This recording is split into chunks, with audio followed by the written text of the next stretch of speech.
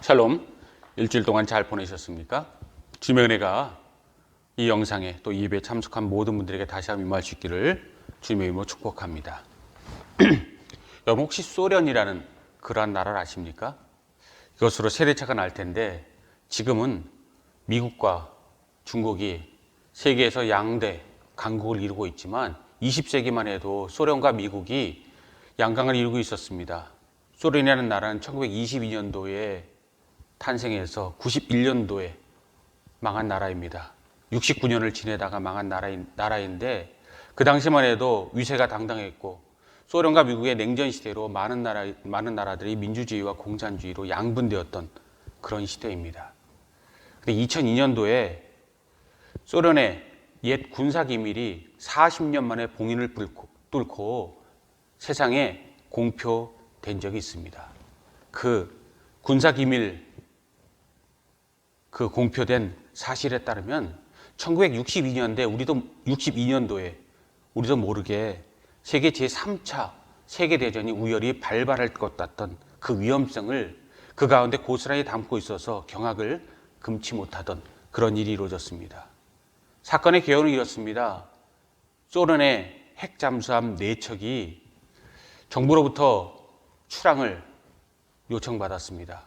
그리고 또 그 4척은 함장과 더불어서 시베리아에서 군사훈련인 줄 알고 출항했지만 모스크바에서 내려온 그 지령은 수천 킬로 떨어진 쿠바의 미사일 기지로 이동하라는 그런 지시였다고 합니다. 추운 지방에서만 지내던 그리고 국내에서의 전쟁인 줄만 연습인 줄만 알았던 그런 이 핵 잠수함 4척이 수천 킬로미터의 물길을 헤치면서 쿠바로 전진하기 시작합니다. 아무리 잠수함일지라도 물 안에서만 계속 전진하는 것은 배에 무리가 가기 때문에 배가 태평양 한가운데로 떠올랐다가 태풍 데이지에 휘말려서 파도가 15m나 일어나는 큰 태풍에 휘말려서 잠수함들의 타격을 입게 됩니다. 그리고 설상가상으로 이 잠수함의 여러 가지 기계들도 고장이 나서 섭씨 48도의 고열에 여러 가지 삼중고에 시달리는 그런 모습으로 3주 동안 시달리면서 쿠바의 가까스로 소련 잠수함들이 도착을 합니다. 이젠 끝났겠거니 하고 돌아가려고 하는데 모스크바에서 다른 그런 타전이 옵니다. 쿠바에서 좀 올라가서 미국의 플로리다 해변 영해를 마지막 순찰하고 돌아오라는 그러한 지시입니다. 미국 영해에 들어가는 일이라서 참 조심스러운 일이었지만 결국 이 잠수함들은 레이더에 탐지가 됩니다. 그래서 미국 전함 12척이 뜨게 되고 비행기까지 떠서 그 잠수함들을 포위하고 쫓기 시작합니다. 그리고 경고하기 위해서 어뢰를 물속에 터뜨리게 됩니다. 그러자 함장이 발끈합니다. 3주 동안 고열에 시달렸고 지칠 대로 지쳤던 예민할 대로 예민해졌던 함장은 굳게 결심하고 전쟁을 선포하고 모든 배에 명령을 하달합니다. 이제 우리 배에는 핵 미사일이 있다. 우리는 죽겠지만 우리로 인해서 미국에 타격을 줄 수 있을 것이고 우리는 군사 영웅이 될 것이고 우리 모든 소련의 위대함을 드러내는 그러한 영웅들이 될 것이다. 이제 핵 미사일을 발사할 것을 내가 너희들에게 명령한다. 그때 부함장으로 있었던 36살의 아르키 포프라는 그러한 침착한 군인이 있었다고 합니다. 그는 소련 군이었지만 함장처럼 다혈질이 아니었고 침착하게 상황을 돌아보고 조용하게 이 함장에게 면담을 요청했다고 합니다. 그리고 조용하게 함장에게 이야기합니다. 함장님, 이것은 감정으로 풀 문제가 아닌 것 같습니다. 여기서 우리 핵탄두를 발사하면 우리 마음은 편할 수 있겠지만 이 일로 인해서 세계가 불바다가 될 것입니다. 저는 함장님께 조심스럽지만 우리 잠수함이 떠올라서 미군과 마지막 대화를 시도하고 그래도 안 되면 그때 전쟁을 해도 늦지 않다고 생각합니다. 대화를 먼저 해볼 것을 간절히 요청합니다. 라는 그러한 이야기를 했다고 합니다. 함장이 화를 누그러뜨리고 잠수함이 마침내 바다 위로 떠올라서 어떤 이야기가 진행되었는지 모르지만 결국 전쟁은 일어나지 않았고 소련 잠수함이 그대로 조국으로 소련으로 돌아갔다라는 그러한 이야기입니다.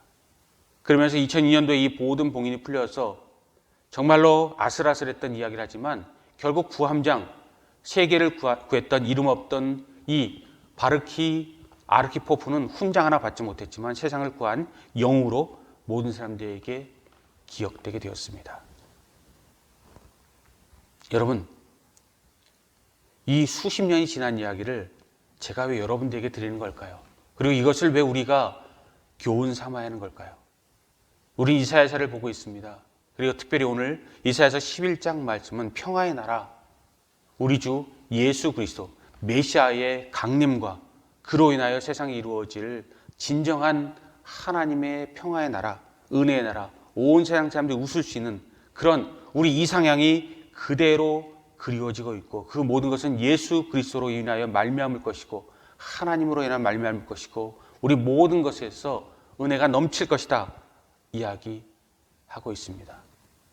그런데 여러분, 그때도 그렇고 지금도 그렇고 참 놀라운 것은 이 세상이 준비가 되어지지 아니하였다는 것이 가장 큰 문제임을 문득 다시 한번 깨닫게 됩니다. 이스라엘 시대에도 준비가 되지 아니하였고 예수님께서 이 땅에 오실 때도 준비가 되지 아니하였고 수천 년이 지난 지금도 준비가 되지 아니하였다는 것에서 저는 참 우리 인간의 부끄러운 모습에 경악할 때가 있습니다. 내 안에 있는 어둠, 내 안에 있는 부끄러움, 우리 모두에게 있는 부끄러움, 세상에 있는 부끄러움, 만물의 영장이라는 하나님 형상이라는 모양과 형상이라는 우리 모두의 부족함과 욕심이 결국 어디로 가고 있는가? 성경 말씀을 볼 때 우리가 성경 말씀을 보지 않았으면 몰라도 성경 말씀 보면 더욱더 부끄럽다라는 그 한마디 외에 우리가 할 말이 없다는 것에서 우리 삶을 돌아보게 됩니다. 그렇습니다. 세상은 여전히 전쟁 중입니다. 세상은 여전히 혐오 범죄가 일어납니다. 세상은 여전히 우리 이성으로 상상할 수 없는 그런 일들이 비일비재하게 일어납니다. 러시아가 우크라이나의 자원을 노리면서 침범하고 2년이 지났는데 아직도 푸틴은 그 야욕을 꺾지 아니하고 지금도 미사일로 공격해서 수많은 사람들이 죽어가고 있습니다. 세계를 이끌 강대국인 미국은 전직 대통령과 현직 대통령이 이 국가의 비밀을 집으로 가져갔다가 그것이 들통나는 일로 지금 홍역을 앓고 있습니다. 나라들뿐만이 아닙니다. 개인적으로도 많은 혐오 범죄가 일어납니다. 지지난주에는 6살짜리 아이가 집에서 어머니가 가지고 있던 총을 가지고 와서 잔소리한다고 30대 여교사, 자기 담임 선생님을 총으로 조준사격해서 그 담임 선생님이 다치셨다는 그러한 참 어처구니 없고 참 숨이 턱 막히는 그런 기사를 접하면서 세상이 어디로 가는 것인가 우려하는 마음과 부끄러운 마음이 이렇습니다. 지난주 모든 그런 기사도 바뀐 것이 없습니다. 트랜스젠더 정신병력을 가진 한 사람이 환상과 계시를 봤다고 한인교회를 불태워서 첨탑이 탔다라는 안타까운 소식을 봅니다. 수만 명의 그러한 시청자를 가지고 있었던 유명 트랜스젠더 유튜버가 자신을 욕했다는 이유로 20대 여성의 머리채를 흔들어서 전치 2주에 그런 상해를 입혀서 이제 그 재판이 시작된다라는 그런 얘기를 들었고, 캐나다 땅에도 10대 소녀 5명이 홈리스의 그런 술을 빼앗고자 난동을 부리고 그를 도우려는 사람에게 흉기로 위협해서 상해를 입혔다라는 그런 이야기를 우리가 심심치 않게 보고 이제 이런 일 정도는 뉴스가 되지 아니할 정도의 세상에 살고 있습니다. 여러분, 무엇이 문제일까요? 무엇이 진정 문제이고 무엇이 우리에게 답이 될 수 있을까요? 세상 사람들은 여러 가지 대책을 내놓습니다. 강력한 통제를 이야기하기도 합니다. 강력한 자유를 이야기하기도 합니다. 강력한 무엇인가의 비책을 드러내고 있는 것을 보고, 또 정치인들은 정권이 바뀌면 그 모든 것이 다시 가라앉을 것이라고 이야기하고 여러 가지 경제학자들, 사회학자들, 그리고 또 개개인별로 여러 가지 그 모든 것에 대한 답을 내놓고 있습니다. 여러분, 근데 그 모든 것이 결국 하나라도 들어맞아서 이 세상을 구원할 수 있겠느냐? 그 문제입니다. 한 번도 세상을 사람들이 구한 적이 있을까요? 분명한 것은 사람들의 힘으로 세상이 구원된 적이 없다는 것입니다. 다소 늦춰질 수는 있지만 근본적인 치료가 이루어진 적은 한 번도 없다는 것이 우리 현실이고, 우리가 겸손해야 할 이유고, 우리가 경종을 울려야 할 이유입니다. 그래서 평화의 왕이 2000년 전에 이 땅에 오셔서 우리 모두를 구원하셨듯이 다시 주님께서 이 땅에 현재 오셔야 할 이유고, 마지막 때에도 그분만이 이 땅에 오실 이유가 충분하게 있고, 이것은 우리의 논쟁거리가 되지 못한다는 것을 우리는 돌아볼 필요가 있습니다. 그렇습니다. 이 세상은 주님께서 오실 때에 하나님이신 그분이 겸손의 모습으로 말구에 태어나서 2000년 전 이스라엘을 구했고, 지금 우리가 있게 하고 미래가 있게 하고, 악이 창궐하여도 악이 세상을 덮는 것이 아니라 물이 바다를 덮음 같이 하나님의 나라가 온 세상을 덮는 은혜를 이룰 수 있는 그분이 과거에도 필요했고, 지금도 우리에게 필요하고, 미래에도 필요하다는 것입니다. 여러분, 그 가운데 그러므로 우리가 어떤 길을 가고 있는지, 무엇을 강력하게 원하고 있는지, 그리고 우리 삶에 어떤 것이 중심이 되어야 할지 다시 한번 돌아보시는 2023년도가 될 수 있기 바랍니다. 2023년도가 우리 가운데 발현되어서 아무리 많은 것이 우리를 누를지라도, 코로나가 다시 창궐할지라도, 경제적인 어려움이 임할지라도, 정치적인 어려움이 임할지라도, 우리 삶이 우리를 슬프게 하고 사단이 우리의 발목을 잡고 세상에 어이없는 일이 세상을 어지럽힐지라도 우리 모두는 희망을 버리지 않고 우리 모두는 다 희망을 갖고 살아가지 않습니까? 소망을 가지고 살아가지 않습니까? 아버지로서의 역할을 가지고 살아가지 않습니까? 어머니로서의 역할을 가지고 살아가지 않습니까? 아들로서의 역할을 가지고 살아가고, 우리 가족을 위해 살아가고, 나라를 위해 살아가고, 우리 모두를 위해 살아가고, 때때로는 주님의 영광을 위해 살아가는 우리 크리스찬의 모습이 있지 않습니까? 그러하다면 우리에게 필요한 모든 것, 근본적으로 우리가 소망이 우리에게 필요하다면, 은혜가 필요하다면, 역사가 필요하다면 주님께 모든 영광을 돌리고 그분에게 메어 달려서 그분께서 이룬 역사를, 2000년 전에 이루어졌던 그 역사를 우리 가운데 다시 한번 리바이벌, 부흥되고 주님의 나라 가운데 예배하는 길을 갈 수 있도록 우리가 주님 앞에 드려져서 그 영광으로 우리 삶이 빛나는 삶이 되고 은혜의 삶이 되고 다른 삶이 될 수 있기를 주님의 이름으로 축복합니다. 그러기 위해서는 첫 번째, 우리에 필요한 것은 염려를 버리는 것일 것입니다. 우리가 염려를 버려야, 또한 불신을 버려야 우리 모두 가운데 역사가 일어난다는 것, 여러분 기억하실 수 있길 바랍니다. 성경은 거듭거듭 이야기합니다. 염려하지 말아라. 하나님을 신뢰하라.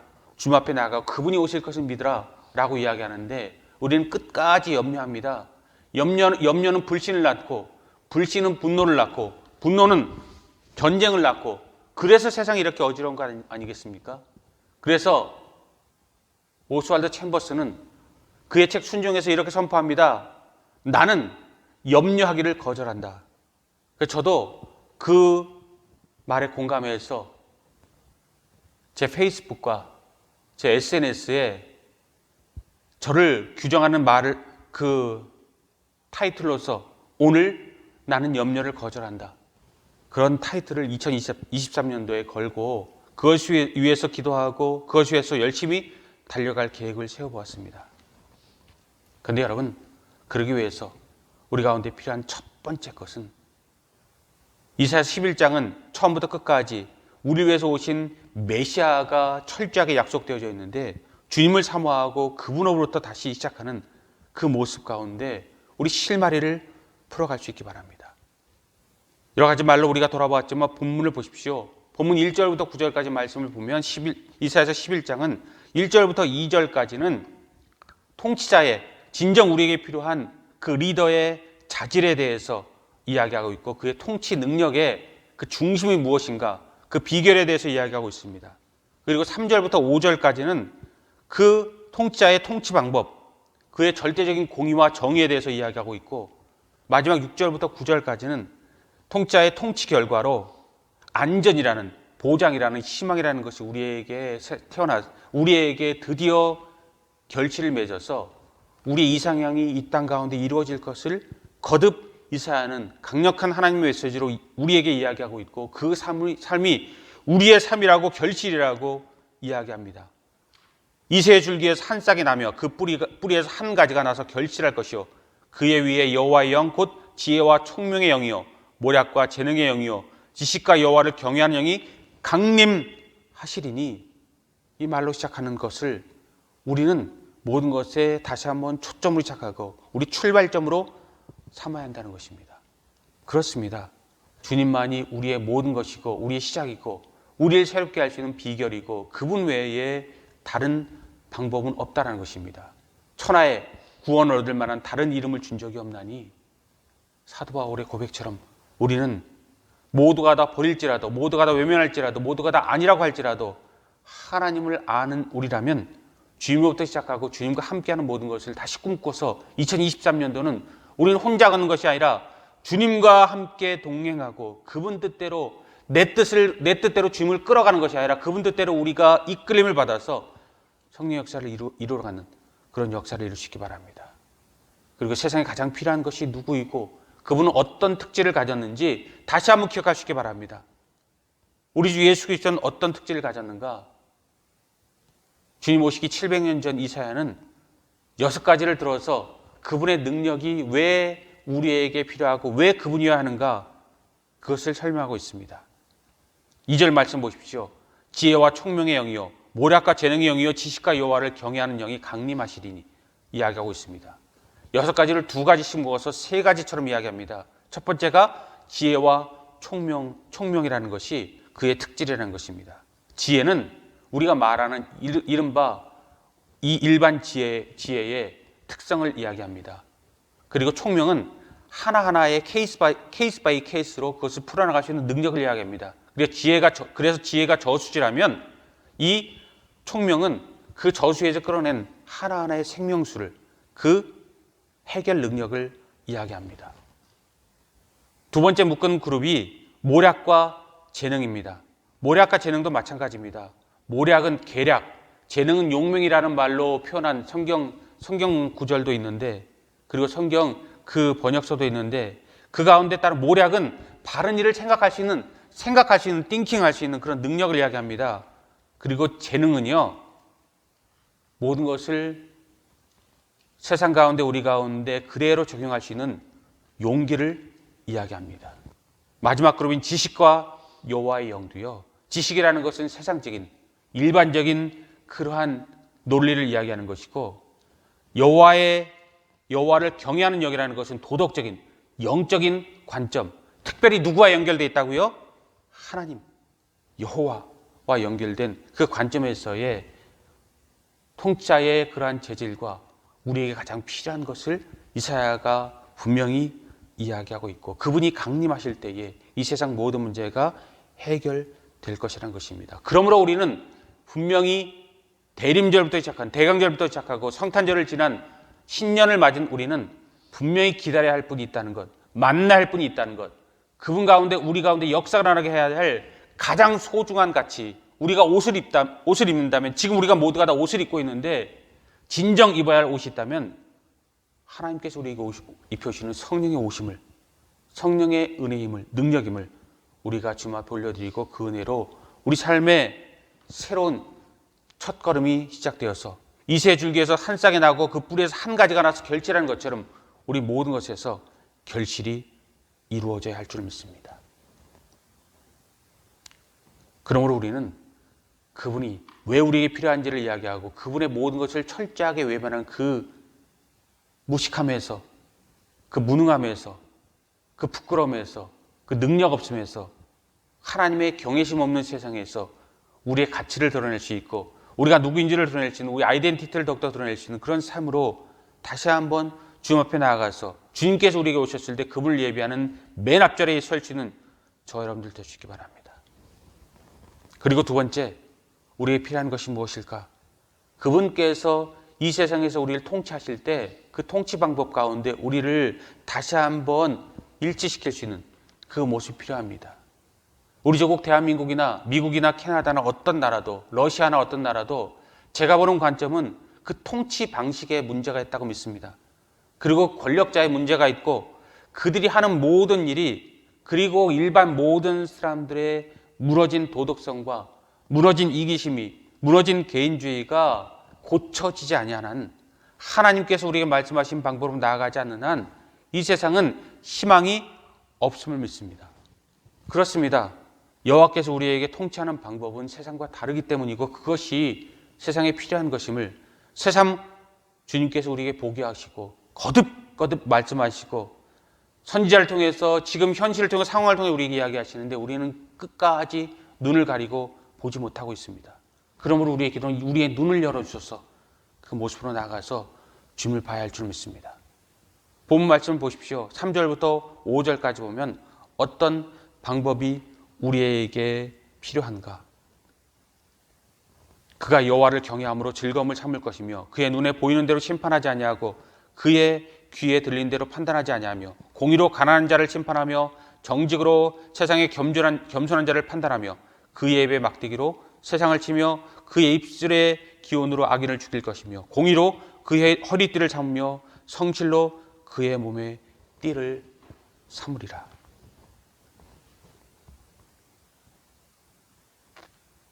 놀라운 것은요, 하나님은 모든 사람들을 심판할 때 공의와 정의로, 그리고 그의 특징인 성실과 공의로 우리 가운데 임하게 될 것이라는 것입니다. 공의와 성실, 이것을 강직성과 또 신실함이라는 말로 신뢰할 만한 그분의 능력과 또 꺾이지 아니하고 바뀌지 아니하는 그분의 일관성의 모습으로 우리에게 공의와 성실로 이야기하는데, 참 놀라운 것은, 제가 이것을 깜짝 놀란 것은 공의로 가난한 자를 심판하며 정직으로 세상에 겸손한 자를 판단한다. 악인들을 치는 것은 물론이고 가난한 자를 치고 겸손한 자를 친다는 것이 마음속에 새삼 저에게 깜짝 놀라는 그러한 센세이션으로 다시 한번 제 마음의 고정관념을 깨는 그런 모습으로 다가왔습니다. 여러분, 의아하지 않습니까? 왜 주님이 가난한 자를 치셔야 합니까? 왜 겸손한 자를 판단하셔야 됩니까? 맨날 눈물 흘리고 세상 사람들 치고 치는 모든 사람들, 억울한 사람들, 한국에 지금 이태원 참사로 많은 젊은이들이 죽었는데 책임지는 자가 없이 끝나가는 것으로 아직도 세상이 들끓고 있는데, 왜 이 가난한 자와 겸손한 자까지 쳐야 되고 그들 편에 들어주지 못하고 그들도 악인들과 똑같이 하나님이 심판하셔야 됩니까? 이것을 우리가 이야기할 때 탈리오의 법칙이라고 이야기하더라고요. 탈리오의 법칙. 한번 따라해 보시겠습니까? 탈리오의 법칙. 이것은 하나님께서 공의를 펼 때에 자기 좋아하는 자는 두둔하고 자기 싫어하는 자는 무자비하게 보복하는 것이 아니라 가난한 자나 겸손한 자나 악인이나 선인이나 하나님께서 이른 비와 늦은 비처럼 똑같이 대한다는 것입니다. 그 벌은 다를 것입니다. 악한 자에게는 하나님께서 따끔한 벌로, 따끔한 채찍으로 그를 강하게 치실 것입니다. 겸손한 자, 가난한 자는 주님께서 약한 별로, 어쩌면 집행유예로 풀어오실지 모르지만 그러나 주님께서는 우리의 티끌까지도 보시고 잘한 것은 잘했다고 이야기하실 것이고 못한 것은 못할 것이라고 이야기할 것이고 편먹지 아니하고 무리지지 아니하고 어느 한쪽으로 기울어진 운동장을 만들지 아니할 것입니다. 그런 탄력이 없지. 그것이 하나님의 나라고 은혜고, 그래서 우리가 하나님 나라를 우리가 기다린다는 것이고, 그것이 우리의 세상에, 지금 우리 세상에 가장 필요한 핵심 진리인 줄 믿습니다. 그러므로 그것에 해당된 나라와 그 영광에 깃들기 위해서 기도하십시오. 그리고 그 가운데 영감을 받은 지도자가 세상에 설 수 있기 위해서 기도하시고, 그 가운데 하나님 앞에 영광 돌리고 다시 한번 성령의 시대가 이 땅을 덮을 수 있기를 기도하는 저와 여러분들 되시기 바랍니다. 그리고 그러한 사람이 이 땅에 태어난다면 기억할 것이 있습니다.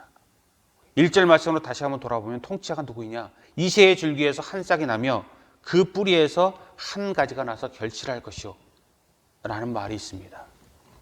이새의 줄기에서 한 싹이 나며 그 뿌리에서 한 싹이 나며. 이새의 줄기가 무엇을 이야기할까요? 이새는 다윗의 아버지 아닙니까?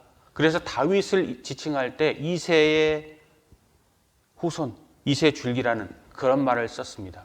이스라엘 사람들은 다윗으로부터 시작해서 다윗의 영광에 버금가는 왕을 꿈꾸었습니다. 그래서 늘 어느 왕이 북왕국 이스라엘이나 남왕국 유다에 임할지라도 다윗 같은가 라는 것이 선택 기준이었고, 다윗의 버금가는 기준이 다윗이었습니다. 근데 성경은요, 놀랍게도 다윗은요 이새의 아들이라고 이야기하고 있고, 다윗만 이새의 가문에 하나님께서 태초부터 작성한 그런 하나님의 가문에 아브라함이 약속한 믿음의 후손 가운데 이스라엘을 일으킬 왕으로서 다윗의 고유명사로 이새의 줄기라고 이야기하는, 이것은 영어로 표현하면 어가 아니라 더 특정한 한 사람을 지칭한 고유명사로 다윗을 지칭하는 말로만 불문율로 타부시되고 어느 왕에게도 적용된 적이 없는 그런 표현법입니다. 근데 참 놀라운 것은요, 이새의 줄기에서 한 싹이 나며 그 뿌리에서 한 가지가 나서, 이제 그가 누구인지 우리가 알지 않습니까? 예수 그리스도를 이야기할 때 이새의 줄기라고 이야기한다는 그 사실을 기억하십시오. 하나님께서 직접 통치하시는 신적 나라가 이 땅에 다시 도래하지는 않을 것입니다. 누군가 사람을 통해서 하나님께서 이 땅에 통치하실 것이고, 주님께서 재림하실 그날 우리는 그때야 비로소 주님을 만날 것입니다.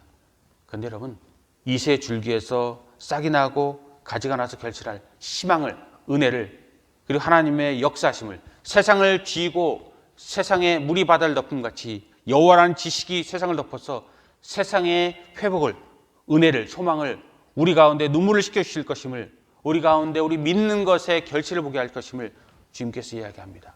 그러면 여러분, 주님의 은혜는 얼마나 크고 높은지, 사람의 높은 것이 하나님의 낮은 것과 비교할 수 없다는 그런 말씀처럼 이 세상의 다윗과 버금가는 그 모습이 이스라엘 사람들의 그 모든 지식과 믿음의 한계였다면, 그 지식을 떠넘는 하나님의 은혜를 만날 수 있는 저와 여러분들, 그 비전으로 우리가 한 단계 성장할 수 있는 그런 모습이 2023년 1월 15일 날 우리 모두에게 임하시기 바랍니다.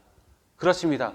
이새 줄기를 여기서 지칭한 그 말씀은, 이사를 통해서 하나님께서 말씀하신 그 진정한 뜻은요, 다윗과 비슷한 사람을 너희에게 주겠다라는 것이 아니라 또 다른 다윗을 너희에게 주겠다.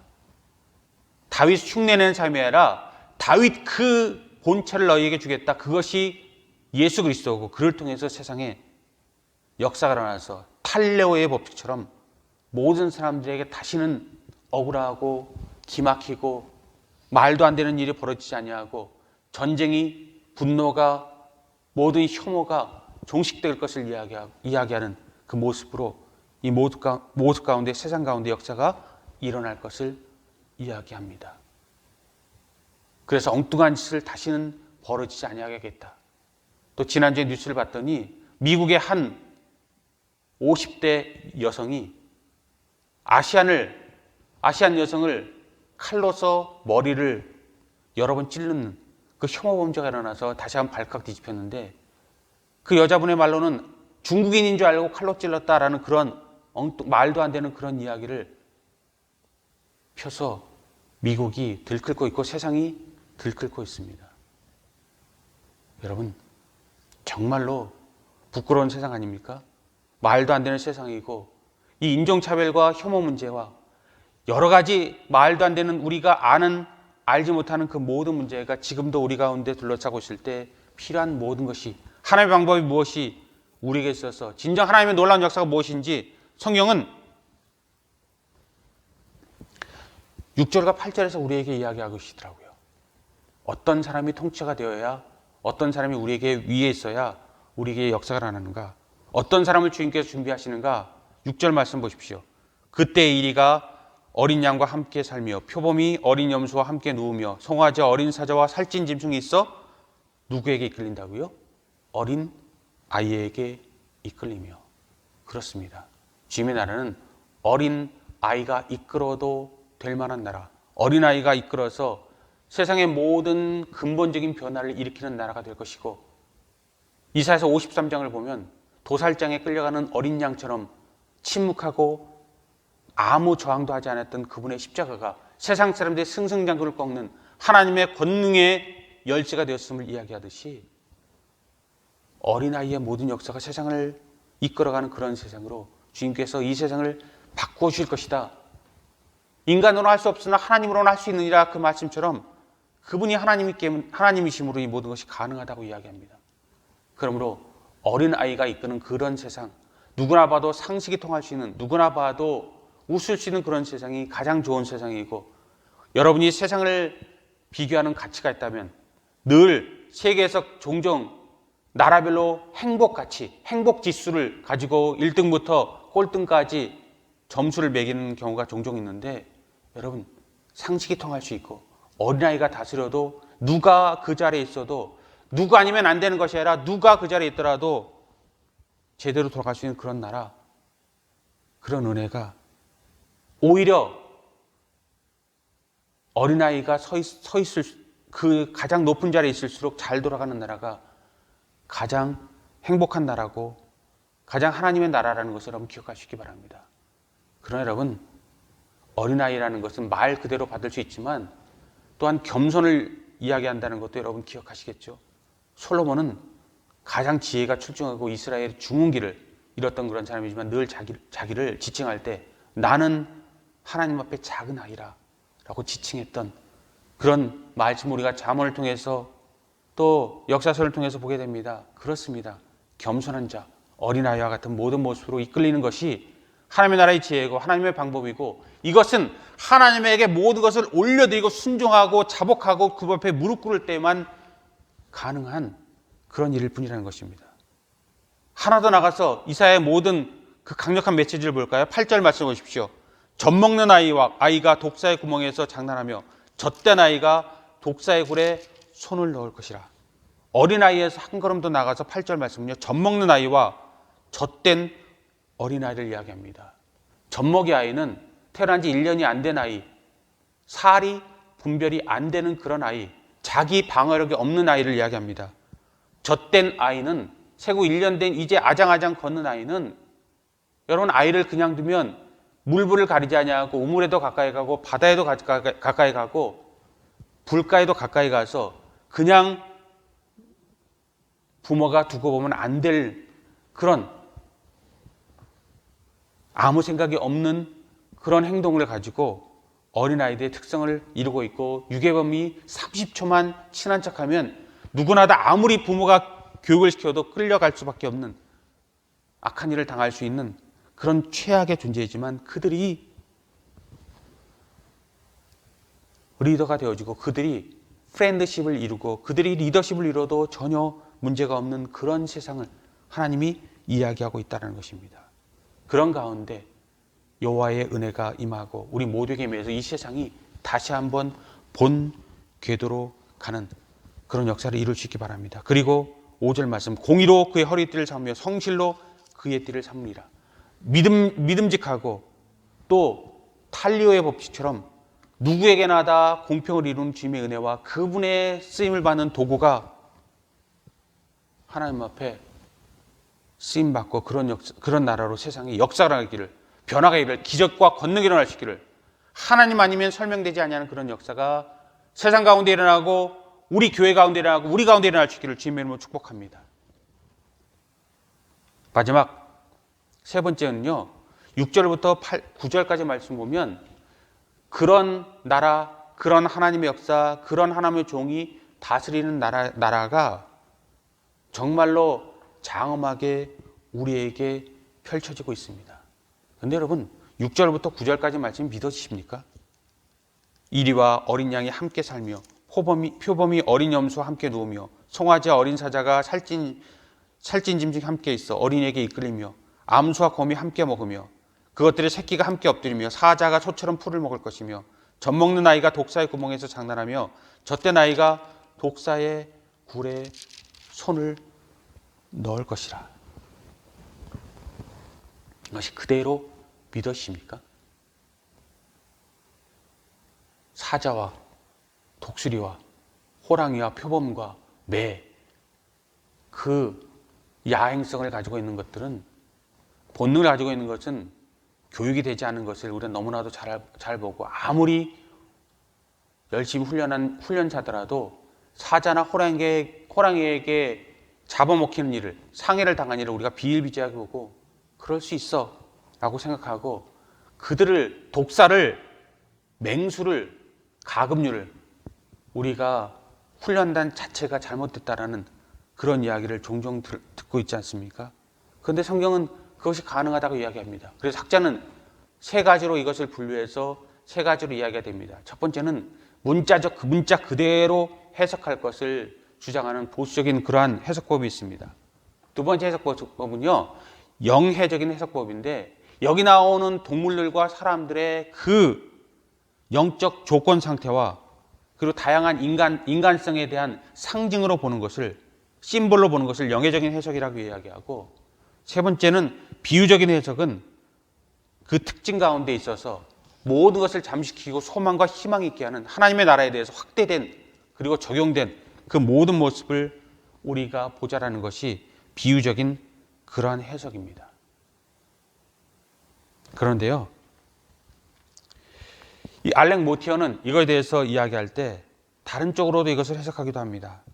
6절 말씀은 이전의 적대적인 것들의 화해, 그리고 7절 말씀은 짐승들에게 일어날 수 있는 본성적인 변화, 그리고 8절 말씀에서는 저주의 제거, 즉 여자의 후손과 뱀의 이 적대적인 관계가 해석되어지는 이 창세기의 저주의 제거, 그리고 에덴 동산으로 회복되는 이 모든 짐승과 사람들의 악함이 해석되는 에덴 동산의 회복, 그리고 서로 대한 불신과 두려움이 사라져서 모든 것들이 화해되는 그런 하나님의 나라. 그래서 9절 말씀처럼 장차 임할 시온산의 역사, 에덴 동산을 회복시킬 그 은혜와 그것에 넘치는 우리의 기쁨과 하나님의 역사를 이야기하는 장엄한 서사시를, 그리고 그것을 시적인 표현으로 이것에 이야기하고 있다라고 이야기합니다. 그렇습니다. 우리 6절부터 9절까지 말씀을 그게 뭐야? 라고 이야기하고 장난하나? 라고 이야기할 수 있지만, 하나님의 역사가 인간의 모든 것으로 볼 때 이것을 인간이, 세상의 권력자가 이런 이야기를 하면 말장난이 되겠지만, 하나님께서 우리에게 이야기하신다면 이 모든 것은 그대로 이루어질 줄 믿고, 그것이 우리의 믿음인 줄 믿고, 그 가운데 중요한 것은 우리가 하나님께서 이렇게 우리에게 은혜를 주실 때 우리가 어떻게 그것에 반응하고 어떻게 행동하고 어떻게 하나님과 동행하느냐가 우리에게 가장 필요한 줄 믿습니다. 그래서 맥스 루케이도는 그의 책 예수님처럼 이라는 1999년도에 쓴 책에서 예수를 바라보자라는 그의 맺은 말 가운데서 이런 이야기를 쓴 적이 있습니다. 보일 때가 있고 볼 때가 있다. 스칠 때가 있고 외울 때가 있다. 지나갈 때가 있고 연구할 때가 있다. 그리고 그런 거듭 이야기합니다. 성경 안에서 성공한 사람이 있고 실패한 사람들이 있다. 성공한 사람들은 동방박사와 목자들과 시므온과 안나와 마태와 삭개오 등 죄 많은 죄인일지라도 하나님을 만나서 성공한 사람들이 있다. 그런데 성경 안에서 실패한 사람들이 있다. 부자 청년, 니고데모, 그리고 기타, 데마와 같은 사람, 또 가론유다 같은 사람. 그 차이가 무엇일까? 그는 이렇게 이야기합니다. 실패한 모든 사람들의 공통점은 필요하고 아플 때 약을 찾았다는 것입니다. 그런데 반대로 성공한 사람은요, 아프고 필요하고 힘들 때 무엇을 찾았는가? 의사를 찾았다는 것입니다. 그렇습니다. 실패한 사람들은 구원을 요청하고 자기 나음을 찾고 하나님의 비책을 찾을 때, 성공한 사람들은 구주를 찾고 메시아를 찾고 하나님을 만나는 그런 일이 그분 안에 든 그런 선물보다 늘 우선시 되어서 구주를 찾느냐, 구원을 찾느냐, 의사를 찾느냐, 약을 찾느냐 라는 그런 차이점이 있다라고 이야기한 적이 있습니다. 그리고 그런 이야기합니다. 결론을 짓습니다. 하나님은 당신을 있는 그대로 사랑하신다. 그러나 그대로 두지는 않으신다. 하나님은 당신이 게으르고 나태한 것이 아니라 예수님처럼 되기 원한다. 자책감도 없고 나쁜 습관도 없고 죽음에 대한 두려움도 없고 병든 자에게는 긍휼을, 거역한 자에게는 자비를, 도전에 용감하게 맞설 수 있는 용기를 가진 차로 예수님처럼 되기를 바라는 그런 모습이 여러분들에게 있기를 원한다. 그렇게 결론을 짓는 그런 예수님처럼이라는 책에서 다시 한번 영감을 얻은 적이 있습니다. 그렇습니다. 결론을 말씀드리겠습니다. 맥스 루케이도는 그의 다른 책 아무것도 염려하지 말라라는 그런 책에서 우리에게 필요한 모든 것을 이야기하고 있고, 저는 그 가운데서 마지막 하나님 말씀 보면서 평화의 나라, 소망의 나라, 그 평화의 왕이 이 땅에 다시 오셔야 될 이유에 대해서 이렇게 한마디로 결론 짓고 싶습니다. 크리스찬은 염려가 없는 사람이 아니라 예수 그리스도 안에서 염려를 이기는 사람이다. 다시 한번 말씀드리고 싶습니다. 크리스찬은 염려가 없는 사람이 아니라 예수 그리스도 안에서 염려를 이기는 사람이다. 그래서 오스왈드 챔버스의 말씀을 다시 한번 반복해서 여러분과 저희의 2023년도의 모토가 되기를 원합니다. 나는 오늘 염려하기를 거절한다. 주님께서 오실 것입니다. 이루실 것입니다. 어린아이로 이루실 것입니다. 젖먹이로 이룰 것입니다.